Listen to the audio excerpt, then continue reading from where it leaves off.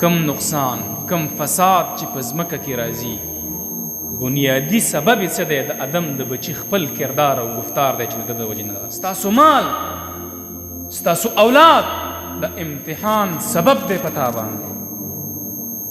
والله الله به درنه تپوس وکړي. دا نعمت او رحمت دی، لور او زوی نعمت او رحمت دی چې د دې رحمت او نعمت ته شکریا ادا نه کړي، والله چې تپوس درنه وشي. که چېرته دلته جواب ورکولی شي خو هلته به یې هم ورکوي، چې دلته یې نه شي ورکولی هلته به الله ته څنګه جواب ورکړي؟ ګرانه حدیث کې راځي، صحیح حدیث دی، حدیث قدسی دی، ابو ذر غفاری رضی الله عنه روایت کړی، حدیث قدسی دی. هغه وایي عن النبي صلی الله علیه وسلم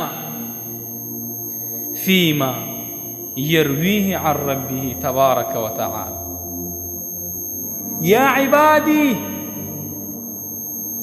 إني حرمت الظلم على نفسي فجعلته محرما بينكم فلا تظالموا. اے زما بندگانو، سوک وی رب العزت وی، دا عرش معلا ذات وی، اے زما بندگانو انی حرمت الظلم على نفسی، ما ظلم پزان باندې حرام کړی دی، بند کړی مې دی، لایق او مناسب را سره نه دی چې ظلم وکم په خپلو بندگانو باندې، نه کوم بنده باندې ظلم. بنده چې څه کوي دا د خپل عمل دی، خپل کردار، خپل گفتار دی چې دی ته هغه وررسي. که ښه کوي هم، که بد کوي هم، که د ځان سره ښه کوي هم، که د بل سره ښه کوي هم، که د ځان سره ظلم کوي هم او که د بل سره ظلم کوي هم، هر یو وخت کې دا انسان ته وررسي. الله وایي زه نه کوم ظلم. بنده ته چې څه رسي دا د خپل کردار دی، که ښې کول ښه، که بدې کول بد.